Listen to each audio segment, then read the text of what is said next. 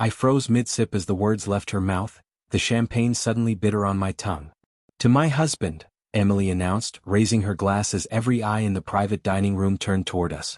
Her smile was radiant under the crystal chandeliers, but something in her eyes made my stomach tighten.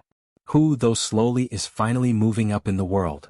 Laughter rippled through our anniversary dinner party.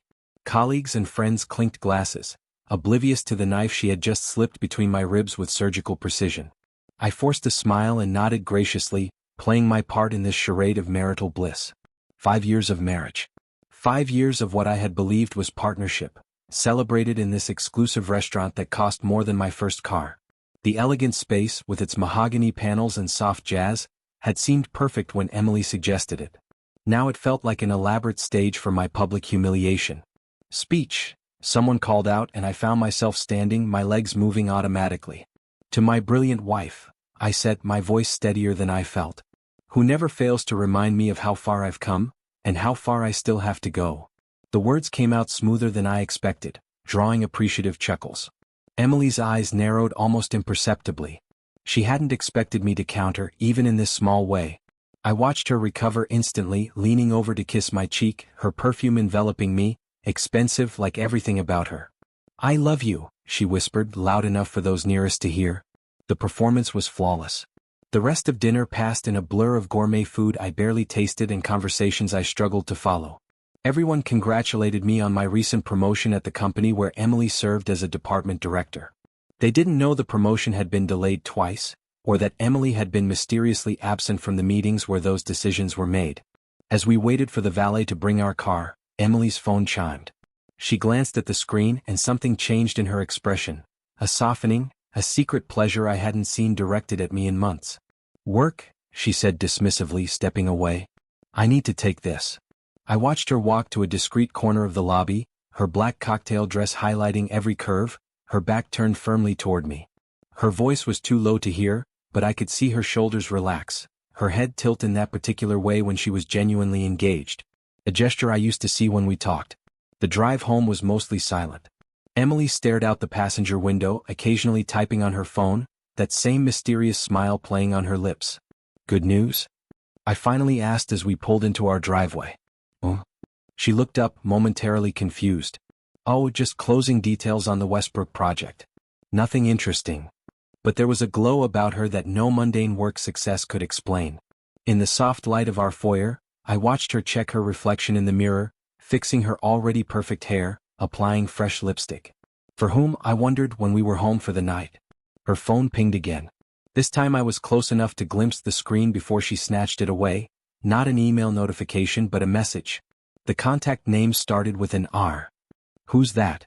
I asked casually, loosening my tie. "God, Michael, what's with the interrogation tonight?"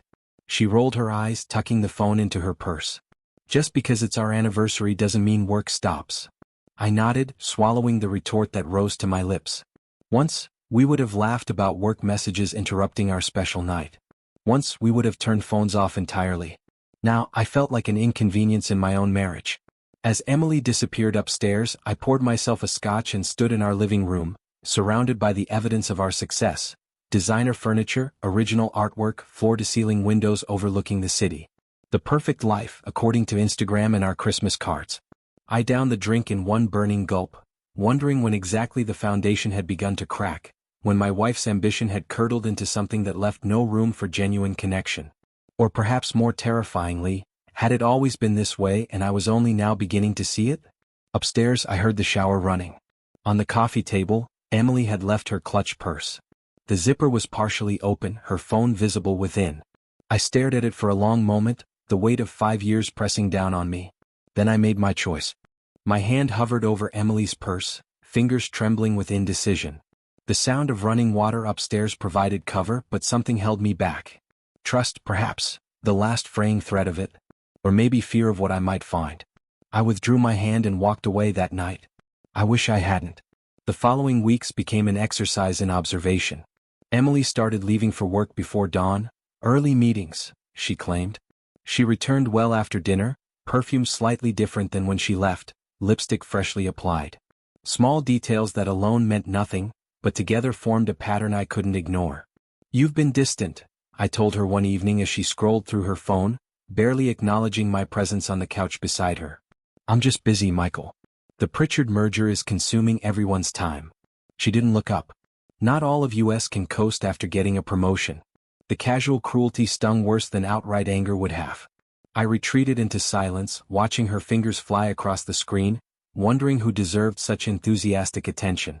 Tuesday's department meeting became the point of no return.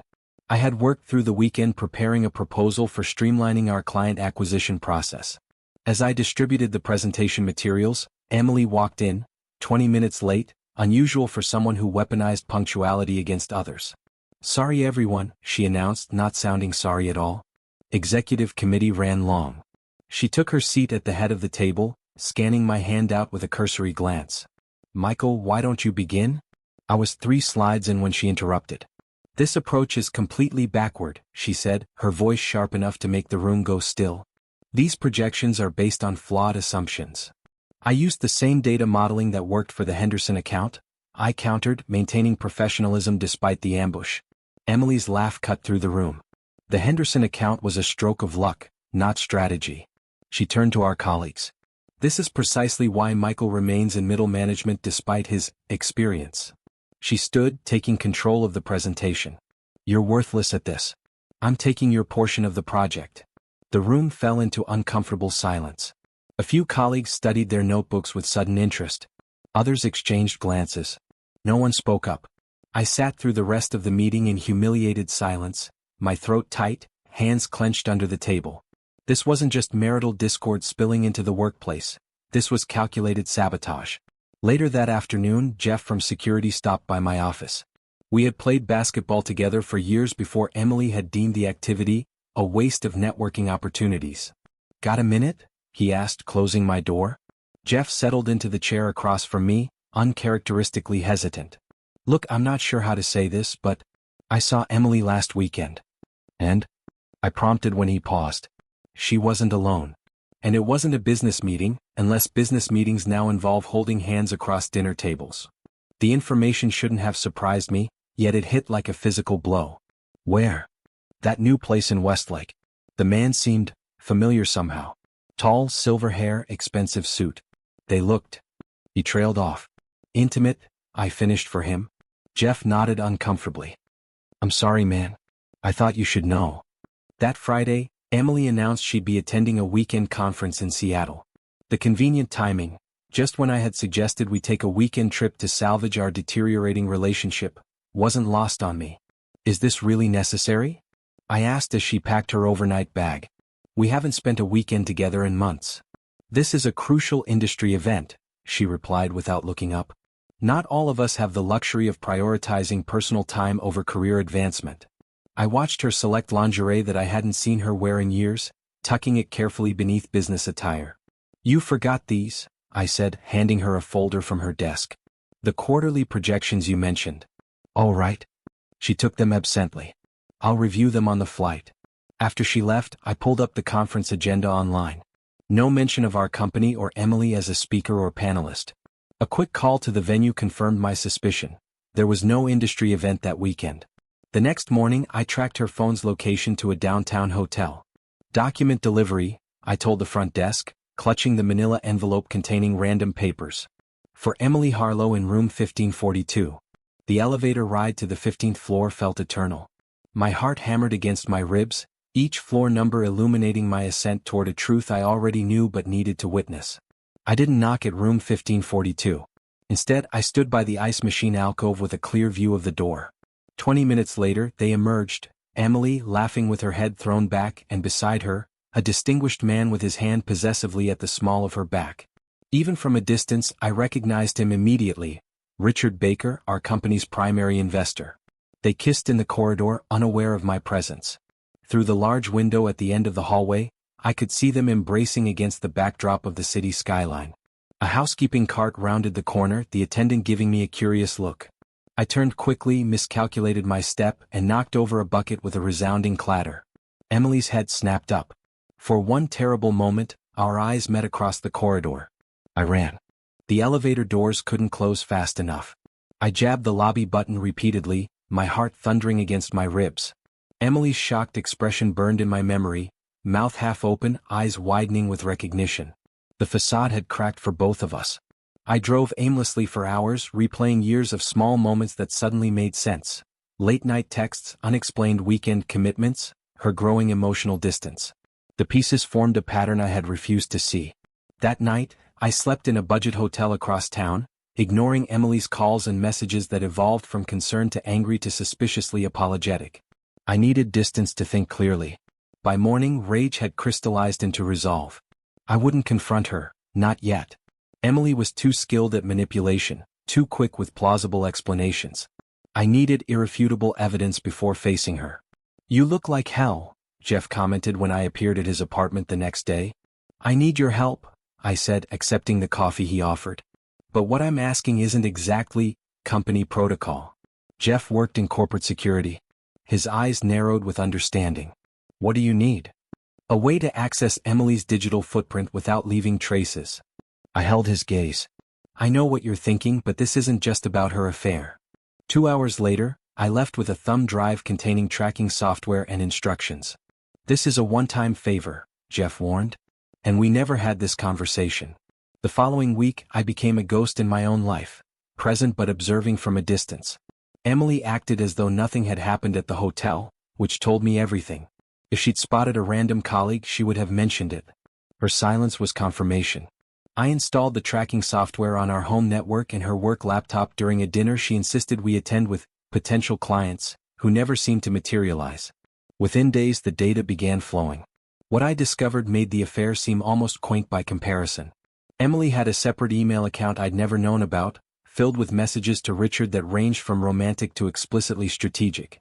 They discussed company decisions before they were announced, investments made based on information that wasn't public. One thread discussed a newly purchased condo in the financial district, paid for entirely in cash. "We need somewhere more private than hotels," she'd written. "Somewhere we can plan properly." I used Emily's carelessly stored passwords to access our banking records. She'd been transferring funds, our funds, to a private account for over a year. Small amounts at first, then larger sums as her confidence grew. The garage became my next target. While Emily attended a charity gala, I searched the storage cabinets she'd declared off-limits months ago. Behind winter coats and old tax files, I found shopping bags containing men's items. An expensive watch, tailored shirts that would never fit me, cologne I'd never wear. My hands shook as I photographed everything, methodically building my case.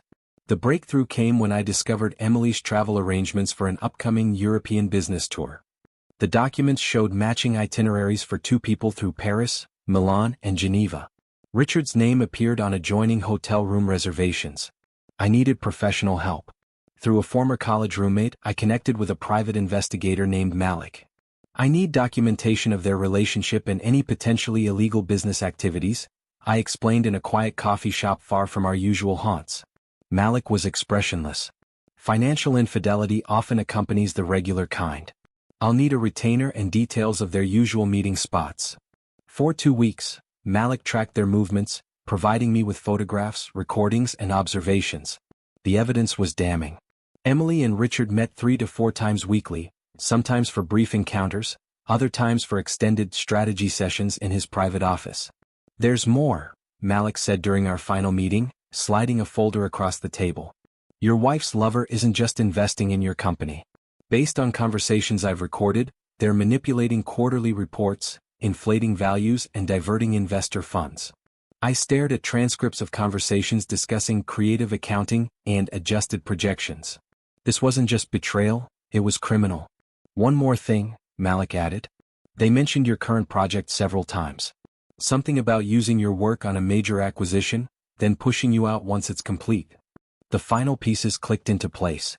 Emily's recent insistence that I lead the Wilson acquisition, the largest in our company's history, despite her previous sabotage.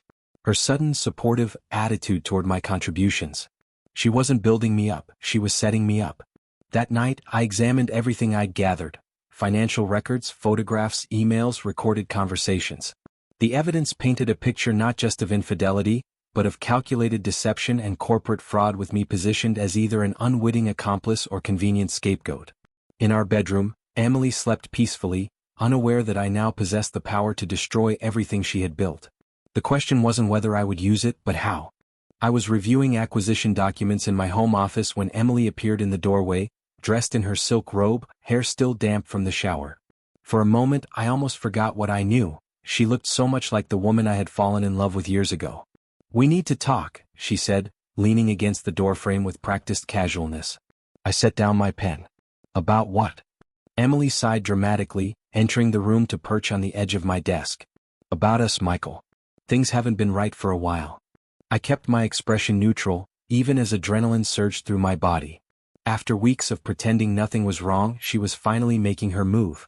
"I've been doing a lot of thinking," she continued, studying her manicured nails. "I think we need to take a break from each other.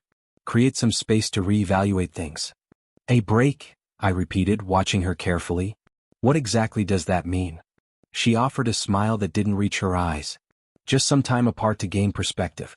We've been together so long, sometimes it's hard to see if we're still growing in the same direction." I wanted to laugh at the corporate jargon applied to our marriage, as if our relationship were a business venture requiring strategic restructuring. "Is there something specific prompting this?" I asked, my voice even. Emily's expression flickered momentarily before she composed herself. "I think we want different things, Michael. You've always been comfortable with where you are, content to move at a predictable pace." She sighed as if my stability were a character flaw. "I need someone who matches my ambition, who challenges me to reach higher." "Someone like Richard Baker?" The words escaped before I could stop them. Her eyes widened almost imperceptibly before she forced a confused laugh. "Richard? Our investor? What does he have to do with anything?" I backtracked, unwilling to show my full hand. "Nothing. Just an example of someone whose ambition you seem to admire." Emily relaxed slightly. "This isn't about anyone else. It's about us, about compatibility and growth." She reached for my hand, her touch cold against my skin. "You're not enough for me anymore, Michael. You're holding me back." The words should have devastated me. Instead, I felt an odd sense of clarity. Every manipulation, every lie had led to this moment, her calculated exit strategy. "How long have you felt this way?" I asked. "A while," she admitted.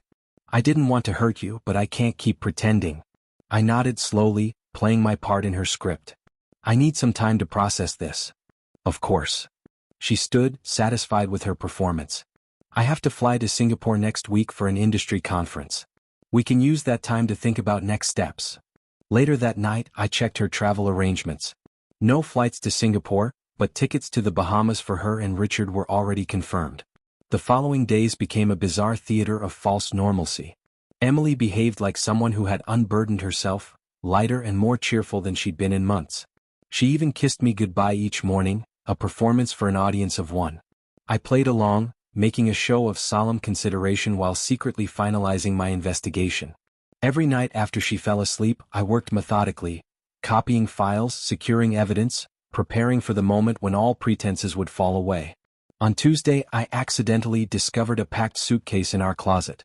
"Singapore conference materials," Emily explained, closing the lid quickly. I glimpsed resort wear and swimsuits among the contents. "The acquisition paperwork will be ready by Friday," I told her, changing the subject. "I'll have everything prepared before you leave." Her eyes lit up. "Perfect timing. The deal can close while I'm away." The day before her conference, I made my most significant discovery. While Emily attended a pre-trip salon appointment, I searched our home safe, finding a flash drive hidden behind jewelry she rarely wore. The contents were damning: spreadsheets detailing funds siphoned from company accounts, shell companies registered in tax havens, fabricated contracts with inflated figures. Emily and Richard had been systematically looting the company for over a year. But the most painful discovery was a document titled Exit Strategy. It detailed plans to position me as the responsible party for any irregularities in the acquisition. My signature would appear on key documents while Emily established her alibi overseas. Richard would express concerns about discrepancies, triggering an audit that would implicate me. My termination was already drafted, dated for 2 weeks after her return. In her private journal, found beneath the false bottom of her desk drawer, Emily had written, "M was a convenient choice, stable, reliable, predictable. The perfect cover while I built connections with people who actually matter. His blind trust has been useful, but it's time to move on to bigger things with R." I photographed every page, then returned everything exactly as I'd found it. That night, as Emily chatted about her upcoming conference, I nursed a glass of whiskey and finalized my own counter-strategy. "I'll miss you," she lied, kissing my cheek before going upstairs to pack. "I'll miss you too," I replied, already mourning the person I had thought she was. "More than you know." The morning after Emily left for her Singapore conference, I sat in a downtown cafe waiting for Karen Chin, a corporate attorney specializing in white-collar crime and divorce law. Jeff had recommended her, describing her as ruthlessly ethical, exactly what I needed. Karen arrived precisely on time, a slender woman whose subtle designer suit and sharp eyes suggested both wealth and watchfulness. She ordered an espresso, declined a pastry, and opened a leather portfolio. "Tell me everything," she said. "And don't edit for my benefit." For the next hour, I laid out the entire story, sliding copies of evidence across the table as I spoke. Karen took minimal notes, her expression unchanging even at the most shocking revelations. When I finished, she closed her portfolio and studied me. "You've been remarkably thorough. Most people in your situation act emotionally, destroying their leverage." "I've had practice hiding my emotions lately," I replied. "Good. Keep doing that." She gathered the documents. "This isn't just a divorce case. We're looking at serious corporate fraud, embezzlement, and conspiracy. Emily and her lover could face prison time." The word hung in the air between us. Prison. Despite everything, some part of me still recoiled at the thought of Emily behind bars. Karen noticed my hesitation. "Having second thoughts?" she asked. "No," I said firmly. "Just adjusting to the reality of what needs to happen." "I'll need to bring in specialists," Karen explained. "Financial forensics, corporate litigation. This will require a carefully coordinated approach." "Whatever it takes," I said. "But there's something else you should know." I explained about the Wilson acquisition, how Emily planned to use it to frame me before I could expose her. Karen's eyes narrowed. "That complicates things. We need to move quickly but strategically. I assume you haven't confronted her yet?" "No. She thinks I'm in the dark about everything." "Keep it that way," Karen advised. "We need to secure your position before the confrontation." After meeting with Karen, I contacted Jeff. We met at a park across town, walking along a jogging path where surveillance was unlikely. "The company's security system archives all digital communications," Jeff explained, "including messages Emily thought were deleted. But I'll need executive authorization to access them." "Leave that to me," I said. That afternoon, I requested a private meeting with CEO Martin Reynolds. I'd worked with Martin for years but rarely interacted with him directly. Emily had always positioned herself as the conduit between upper management and my department. "Michael," he greeted me, genuine warmth in his handshake. "Congratulations on the Wilson acquisition progress. Impressive work." "Thank you, sir, but that's not why I'm here." I placed a thin folder on his desk. "This contains evidence of financial irregularities I've discovered. It's not comprehensive, but it should be enough to justify a deeper investigation." Martin's expression shifted as he reviewed the documents. Confusion, then disbelief, finally settling into grim determination. "Who else knows about this?" he asked. "Only my attorney. And now you." Martin leaned back in his chair. "This is disturbing. But why bring this directly to me? Why not go through proper channels?" I met his gaze steadily. "Because my wife is involved. Along with Richard Baker." Understanding dawned in his eyes. Martin had recruited Richard as an investor, vouched for his character. This wasn't just fraud, it was personal betrayal. "I'll authorize whatever you need," he said finally. "But I want the complete file when you have it." "You'll have it," I promised. "But there's one more thing. I need protection." "From Emily?" "From what she's planning. The acquisition documents are being prepared to create liability trails leading to me. I need witnesses to where the real decisions are being made."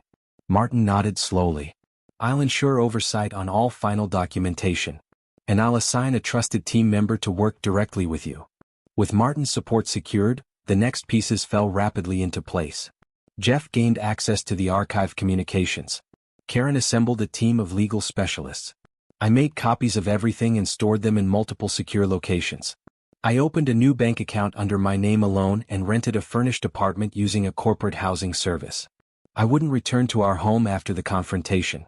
The most difficult step was contacting financial regulators. Karen arranged an anonymous submission of evidence through channels that couldn't be traced back to me. The regulatory investigation would begin quietly, building in parallel to our own efforts. Each night, I returned to an empty house, maintaining the appearance of normalcy. I responded to Emily's texts with appropriate concern about her conference, asking suitable questions about Singapore's weather and her presentations. She sent selfies from tropical beaches, poorly disguised as hotel balconies. I saved each one as evidence of her deliberate deception. On the night before her scheduled return, I sat in my home office reviewing our strategy one final time. Karen's team was prepared. Martin was standing by. The regulatory authorities had begun their initial inquiries. I looked around at the home we'd built together, remembering the pride I'd felt when we first moved in. How had I missed the signs that for Emily I was never a partner, just a convenient accessory to her ambitions?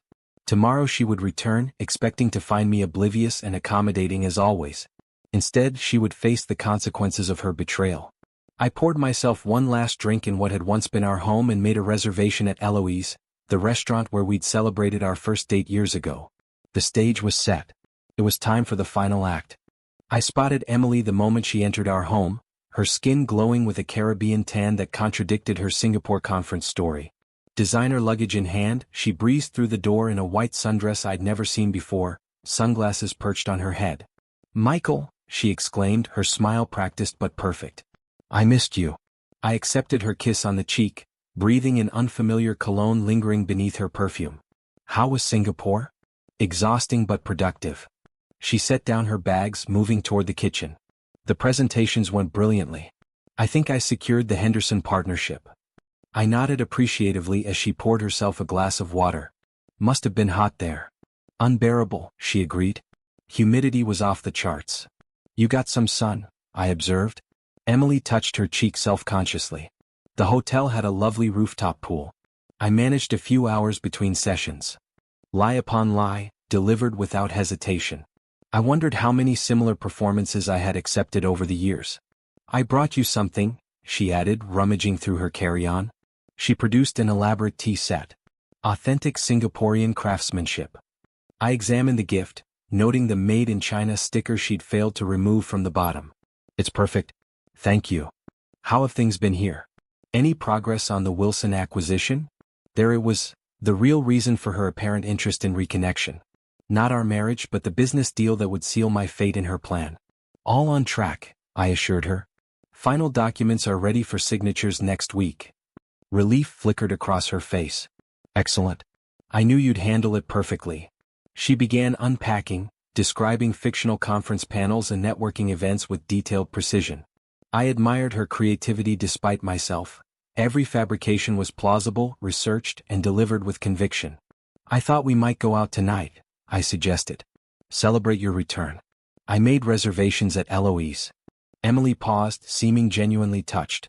"Our first date restaurant? That's surprisingly thoughtful, Michael." 7 o'clock, I said. "I'll even wear that blue tie you like." Her smile faltered momentarily. The blue tie. Right. I'd never owned a blue tie. Even her memories of our relationship were constructed fictions. The restaurant was exactly as I remembered. Intimate lighting, classic decor, discreet service. Emily wore a black dress that probably cost more than my first car, her hair swept up elegantly. We looked like the perfect couple, successful, attractive, in love. The maitre d' seated us at a corner table I'd specifically requested, private enough for conversation, but visible to other diners. Appearances would matter tonight. We ordered cocktails, exchanged pleasantries. Emily described a fictional keynote speaker from her fictional conference. I nodded, asked appropriate questions. We performed our roles flawlessly. The waiter had just served our entrees when I reached into my jacket pocket. "I have something for you," I said, sliding an envelope across the table. Emily smiled, expecting a gift. "What's the occasion?" "Just a souvenir. From your trip." She opened the envelope, her expression freezing as she registered the photographs inside. Her and Richard embracing on a Bahamian beach, entering their ocean view suite, dining at a seaside restaurant. "Where did you?" Her voice dropped to a whisper. "How did you get these? Does it matter?" I kept my tone conversational, cutting into my steak. The weather looked lovely. Much nicer than Singapore. Emily glanced around nervously before leaning forward. "This isn't what it looks like." "No." I raised an eyebrow. "Because it looks like you lied about where you were and who you were with." "It was a last-minute change," she hissed. Richard needed to discuss acquisition strategies away from corporate eyes. It was strictly business. I nodded thoughtfully. Business? Is that what you call it when you're kissing on the beach? Her face hardened. Fine. You caught me. I've been seeing Richard. Just happened, Michael. These things happen in marriages. Like embezzlement just happens? Like fraud just happens. The blood drained from her face. What are you talking about? I removed another envelope from my pocket. Financial transfers to offshore accounts. Falsified contracts. The shell companies you and Richard established. I laid out documents one by one. Your plan to frame me for irregularities in the Wilson acquisition. You're being ridiculous, she snapped, but her eyes darted to the papers. Where would you even get such ideas? From your flash drive. The one in our safe. Panic flashed across her face, quickly replaced by cold anger. You went through my private files? Invaded my privacy? Ironic that you're concerned about privacy now. Emily's voice dropped to a dangerous whisper. Listen to me carefully. You have no idea who you're dealing with. I made you Michael. I can break you just as easily. Like you planned to next week? After I signed the Wilson documents? Her silence was confirmation enough. Yes, I know everything, I continued calmly. Your affair, your fraud, your plans for me. I've known for months. Emily's composure cracked. So what? You think anyone will believe you over me? I'm a director. You're nobody, weak, boring, pathetic. I only married you because you were safe and stupid. Each word landed like a physical blow, but I'd anticipated her attack. That may have been true once. Not anymore. I slid a final document across the table. Copies of her private emails discussing the fraud schemes. Where did you get these? Real fear entered her voice. I have everything, Emily. Every email, every transfer, every conversation. And I'm not the only one who has them. She grabbed my wrist, nails digging into my skin. What have you done? I met her gaze steadily. What I had to do. It's over. You're bluffing, she hissed. You wouldn't dare. The CEO has the files. So do the federal financial regulators. And my lawyer. Emily's face contorted with rage. I'll destroy you for this. You already tried, I said quietly. You failed. She stood abruptly, gathering her purse. This isn't over. Actually, I replied, it is. I'd advise against going home tonight. There might be people waiting to speak with you. Her mask shattered completely. You worthless vindictive. Enjoy your evening, Emily. I hear prison food is terrible. She stormed out, leaving behind the evidence and a half-finished meal. Several diners watched curiously, then quickly looked away when I caught their eyes. I signaled for the check, suddenly exhausted but strangely peaceful. The confrontation I dreaded was over. Tomorrow would bring its own challenges, but tonight, for the first time in months, I would sleep without lies between us. I arrived at the office early the next morning, having spent the night at my new apartment. The space was impersonal but peaceful. No memories, no ghosts, no Emily. Karen had called late last night after Emily attempted to access our joint accounts, only to find them frozen. She's panicking, Karen reported. Made calls to Richard, but they went straight to voicemail. I wondered if Richard had already been detained or if he'd simply abandoned Emily to save himself. Either possibility seemed fitting. The office hummed with normal Monday activity as I walked through, nodding at colleagues, exchanging pleasantries about weekend activities. No one knew that today would irrevocably change the company. I felt strangely calm, like a surgeon before a complicated procedure. Focused, alert, ready. At 9:15, Emily strode off the elevator, wearing a power suit and an expression of controlled fury. She ignored the receptionist's greeting and marched directly toward her office. I watched from the break room as she unlocked her door, stepped inside and froze. Martin Reynolds, flanked by two members of the board and the head of company security, sat waiting for her. I joined them as planned, slipping quietly into the room behind Emily. Her head whipped around at my entrance, eyes narrowing. What is this? Please sit down, Emily. Martin gestured to the empty chair facing his temporary tribunal. I prefer to stand, she replied icily. Would someone explain why you're in my office? I have a full schedule today. Your schedule has been cleared, Martin said, his voice professionally neutral. We need to discuss some concerning information that's come to our attention. Emily's eyes darted between the faces watching her. If this is about the Wilson acquisition. This is about financial irregularities spanning the past 18 months, interrupted Diane Wilcox, head of the board's audit committee. Specifically, funds diverted through shell companies registered to RB Holdings. Richard Baker's holding company, I added quietly. Emily's composure slipped momentarily before she recovered. I don't know what you're talking about. If there are irregularities, perhaps you should speak with our accounting department. Or Michael, as he's handling the Wilson paperwork. We've reviewed all relevant documents, Martin continued, including emails between you and Mr. Baker discussing the diversion of company funds and subsequent cover-up strategies. Those emails are fabricated, Emily snapped. Obviously planted by someone with access to our systems. She glared at me. Someone with a personal vendetta. The emails were recovered from our secure server archives, said Alan Chin, head of security. They match communication patterns from your authenticated account, sent from your registered devices. We've verified their authenticity. Emily's strategy shifted. This is absurd. Richard and I have a close working relationship. Any discussions about financial matters were related to legitimate investment opportunities. Like the condominium purchased with company funds? I asked. Or the Bahamas trip disguised as a business expense? You bastard, she hissed, mask slipping. You planned this. You planned this, I corrected her. I just exposed it. Martin placed a folder on the desk. Emily Harlow, the company is terminating your employment, effective immediately. Security will escort you to collect personal belongings, after which you'll surrender all company property and credentials. You can't do this, she said, but uncertainty crept into her voice. I built this department. I brought in Baker's investment. Which is precisely the problem, Diane replied. The board has also voted to freeze all transactions involving Baker investments pending a complete audit. Emily's gaze darted to the door, calculating. This is a misunderstanding. Let me speak with Richard. We can clarify everything. Mr. Baker was taken into custody early this morning, Alan informed her. Federal agents are currently executing search warrants at his offices and residence. The color drained from Emily's face. I want my lawyer. That would be advisable, Martin agreed. The authorities will want to speak with you as well. As if on cue, the office door opened. 2 individuals in suits entered, displaying federal credentials. Emily Harlow? The female agent asked. I'm Special Agent Reeves with the Financial Crimes Task Force. This is Special Agent Delaney. We have some questions regarding suspicious transactions between Meridian Dynamics and several offshore entities. Emily's imperious demeanor crumbled entirely. I'm not saying anything without legal representation. That's your right, Agent Reeves acknowledged.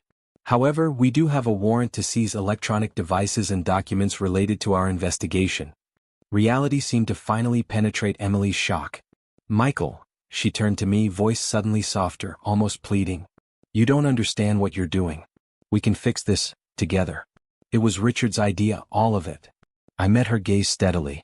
Like framing me for the Wilson irregularities was Richard's idea? Or was that your personal touch? Her eyes widened. How did you? Your journal was quite detailed, I replied quietly. I particularly appreciated the part where you described marrying me as convenient cover, while you pursued people who actually matter. Emily flinched as her own words hit their mark. For the first time since I'd known her, she seemed genuinely speechless. Security entered to escort her to collect personal items. I watched as Emily, who had commanded rooms, intimidated colleagues, and manipulated everyone around her, was reduced to a white-faced, trembling figure flanked by federal agents. As she passed me, she whispered, "This isn't over." Actually, I replied, "It is." The empire she had built on lies, manipulation, and fraud collapsed in a single morning. The woman who had ruled our corporate world with calculated charm and ruthless ambition was escorted through the office floor, past wide-eyed colleagues who quickly averted their gazes. No one offered support. No one came to her defense. Emily's final exit was witnessed by the very people she had belittled and used on her climb to the top. Their silence spoke volumes. The glass doors closed behind her, and just like that, she was gone. Emily's arrest dominated business news within hours. By afternoon, financial blogs were reporting on the Meridian fraud scandal, with Emily's corporate headshot prominently featured beside Richard's. By evening, the story had evolved into a full-blown corporate cautionary tale.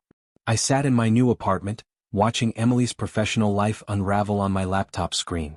Rising star executive Emily Harlow arrested in multi-million-dollar fraud scheme, read one headline.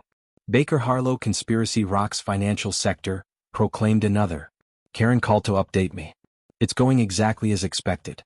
The prosecutors are building a solid case. Richard Baker is already negotiating a plea deal, which likely means throwing Emily under the bus. That sounds like Richard, I said, remembering the man who had smiled in my face at company events while sleeping with my wife. The company released a statement praising an anonymous whistleblower for exposing the fraud, Karen continued. Martin Reynolds personally called to thank you for your integrity. It felt surreal, being congratulated for dismantling my own marriage. Yet beneath the discomfort lay a certainty that I'd done the right thing. The next morning I returned to the office to find a meeting request from Martin. When I arrived at his suite, his assistant immediately ushered me in. Michael, Martin stood to shake my hand. Please sit down. I noticed a new respect in his manner. Gone was the slightly condescending tone he'd used when I was just Emily's husband. I won't waste time, he began. We're reorganizing in light of recent events. Emily's department needs strong leadership during this transition. I'd like to offer you the position. The irony wasn't lost on me. You want me to take my wife's job? Ex-wife soon enough, Martin noted. And yes, you exposed a major fraud that could have sunk this company. You have integrity and intelligence, qualities we clearly need more of in leadership. I considered the offer. I appreciate your confidence, but I'd need to think about it. Of course, Martin nodded. Take the week. But know that the board supports this decision unanimously. Later that day, I met with our HR director to discuss the implications of Emily's departure on our health insurance and benefits. The conversation inevitably turned personal. I'm so sorry about all this, she said, her expression sympathetic. It must be devastating. It's been educational, I replied. Everyone's talking about how professionally you've handled it. Not many people could come to work while their spouse is all over the news. I soon discovered that the HR director's perspective was widely shared. Colleagues who had previously seen me as merely Emily's husband, now approached with newfound respect. Several admitted they'd witnessed Emily's demeaning behavior toward me but had been afraid to intervene. She had a way of making people feel small, confessed Jenna from marketing. We all saw how she treated you at meetings. It was uncomfortable, but she held so much power. I received LinkedIn connection requests from executives who had previously ignored me. Industry peers reached out with supportive messages and, inevitably, requests for insider details about the scandal. Meanwhile, Emily's carefully cultivated social media profiles became battlegrounds. Former friends and colleagues publicly distanced themselves with statements like, shocked and disappointed, and had no idea of her true character. Photos of Emily at charity galas and industry events were suddenly deleted from corporate accounts. Her personal Instagram, once filled with influential connections and carefully staged glimpses of our perfect life, flooded with negative comments. Eventually, her accounts went dark altogether, either deleted or set to private in a belated attempt to control the narrative. I filed for divorce the following week, citing her criminal activities and infidelity. Karen ensured the petition included specific language about Emily's willful misconduct and breach of fiduciary duty that would protect our assets from her legal expenses. The court froze Emily's accounts, including the secret ones we discovered. The offshore transfers were halted by international banking authorities, trapping funds she had thought safely hidden. At the preliminary hearing, Emily appeared with a high-profile defense attorney who looked uncomfortable standing beside her.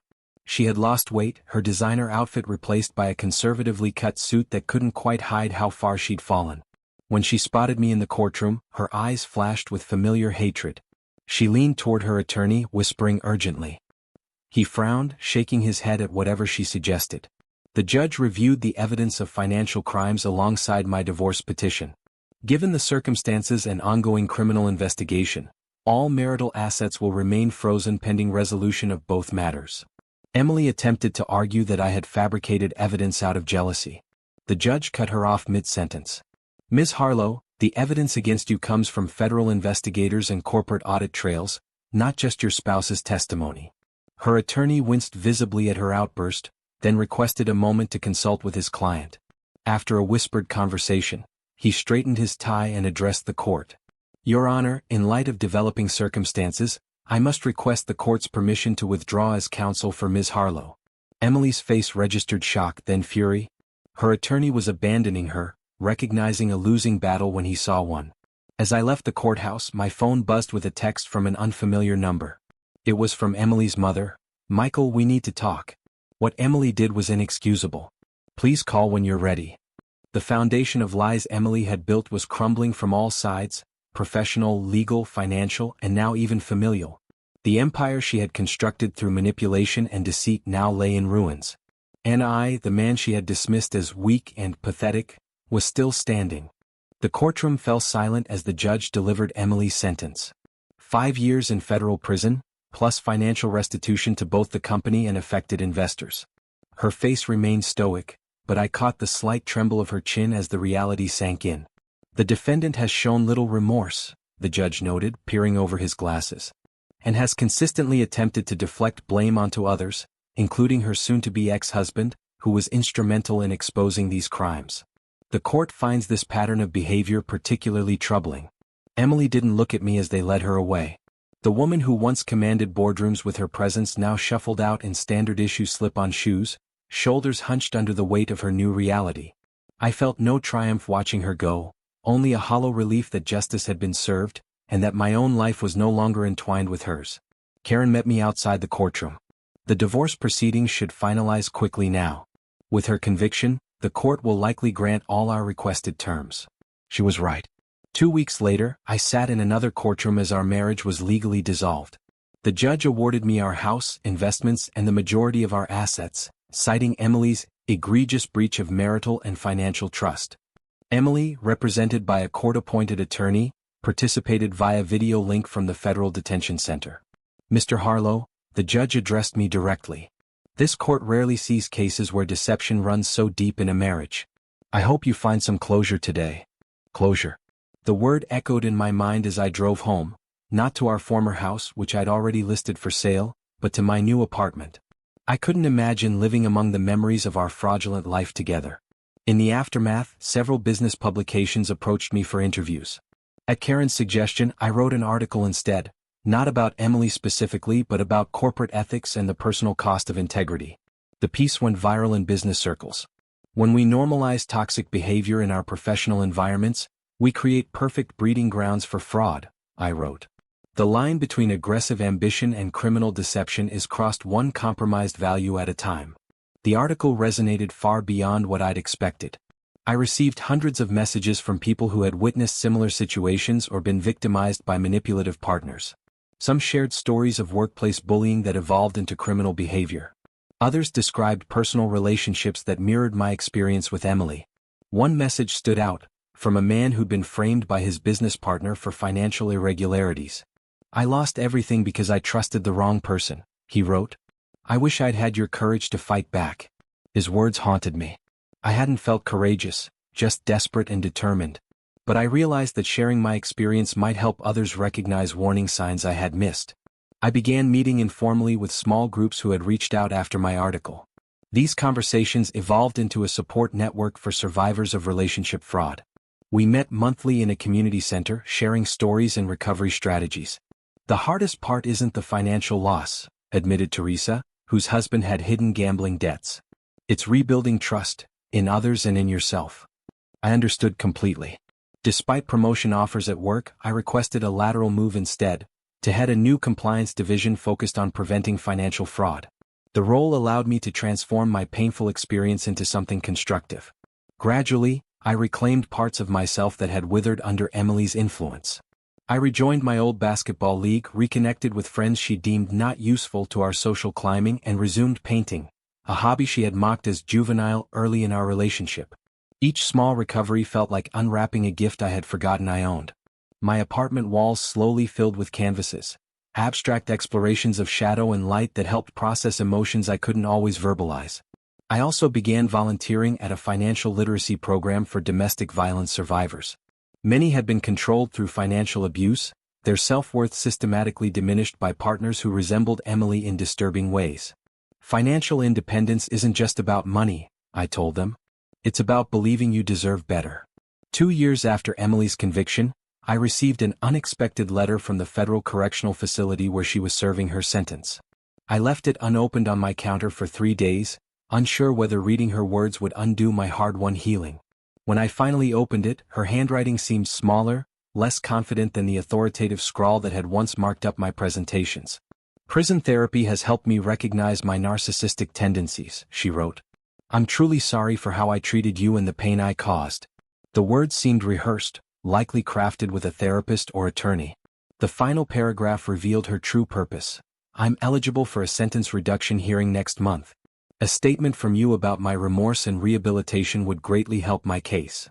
Even now she was attempting to manipulate me. Something's never changed. I folded the letter and placed it in a file with other documents from our shared past, not to dwell on, but to remind myself how far I had come. Emily would remain in prison, facing the consequences of her choices. Meanwhile, I would continue rebuilding my life, day by day, choice by choice, free from her shadow at last. 2 years had passed since Emily's sentencing. The media frenzy had long subsided, the company had recovered from the scandal, and I had settled into a new rhythm of life that felt authentically mine. My new home, a converted industrial loft with high ceilings perfect for my growing art collection, reflected the person I'd become rather than someone else's expectations. I'd accepted the promotion to head the compliance division, where I'd built a team dedicated to ethical business practices.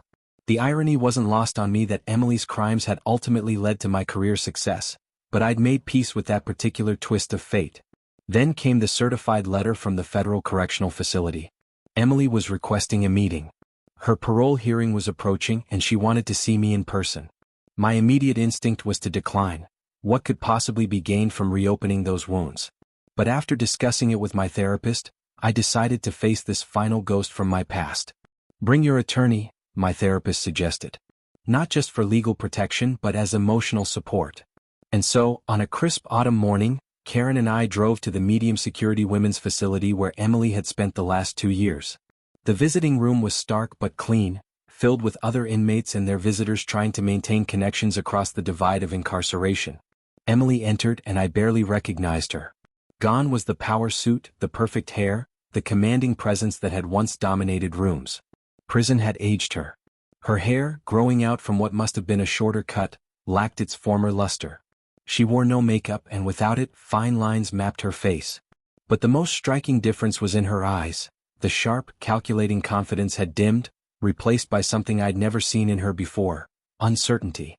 "Thank you for coming," she said, her voice softer than I remembered. "I wasn't sure you would." Karen squeezed my arm gently, a reminder that I wasn't alone. "Why did you want to see me, Emily?" I asked, keeping my voice neutral. She folded her hands on the table. "The prison psychologist says I need to make amends as part of my rehabilitation. I've been diagnosed with narcissistic personality disorder." She spoke clinically as if discussing someone else. "Therapy has helped me recognize patterns in my behavior that hurt people, especially you. And this revelation coincidentally comes right before your parole hearing?" Karen interjected. Emily's eyes flashed with familiar irritation before she composed herself. "I deserve that suspicion. But the therapy is real. I've had to confront who I really am, Michael. It's been difficult." I studied her, searching for the manipulative tactician I'd known. She was still in there, but something had indeed changed. "I'm not proud of what I did," she continued. "Using you as cover while I pursued my relationship with Richard. Planning to frame you for the financial irregularities. The things I said about you in my journal." She trailed off, seemingly genuinely uncomfortable. "What do you want from me, Emily?" She took a deep breath. "Your support at my parole hearing would make a difference. A statement that you believe I've changed."